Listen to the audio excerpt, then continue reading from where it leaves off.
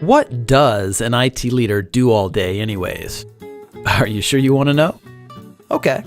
Meet Bob. Bob is a CTO in Chicago.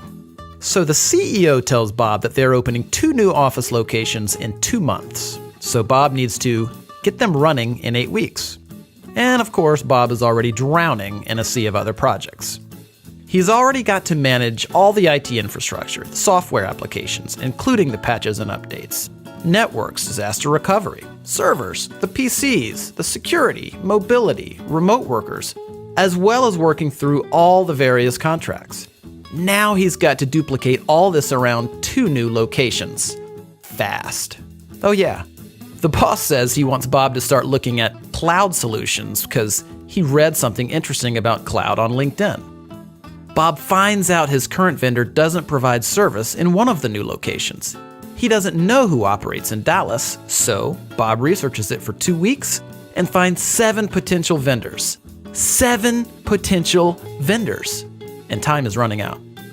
Of course, he already knows the carrier sales reps will make promises they can't keep because they have targets to meet. I mean, they're salespeople, right?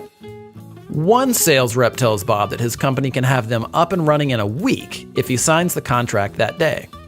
And another tells him 2 months, and then everything in between. Who does Bob believe? And the pricing? All over the place for really no apparent reason.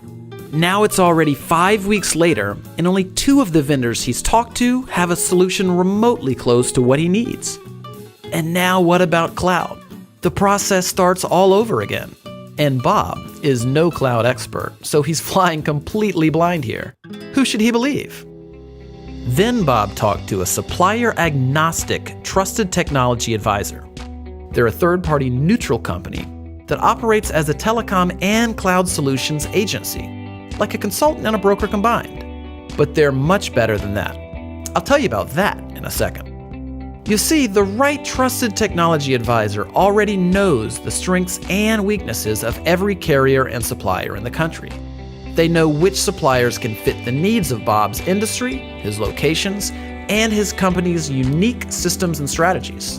Better yet, instead of sitting on the other side of the table during strategy discussions, this cloud and telecom technology advisor sits on the same side of the table as Bob, like a true partnership should. The advisor doesn't have sales targets to hit with suppliers because of their affiliation with a technology services distributor. They can choose from dozens or even hundreds of suppliers with no obligation or incentive to choose one, meaning Bob gets the best solution for his company, not for the salespersons. In short, the advisor cares less about selling Bob something and more about helping Bob find the right solution.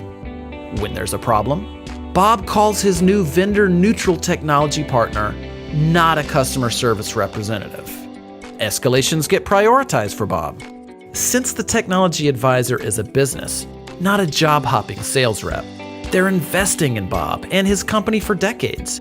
And Bob literally has one phone to call when problems arise. That's total accountability before, during, and after the implementation. But that's not even the best part. You see, whatever supplier and solution that Bob and his technology advisor decide on, his advisor will negotiate rates with the supplier that are the same or better than Bob would get by going direct. And get this, Bob doesn't have to pay the advisor anything for doing all of this work. 0. The advisor partner gets paid by the supplier as if they would pay one of their own sales reps. Well, better actually.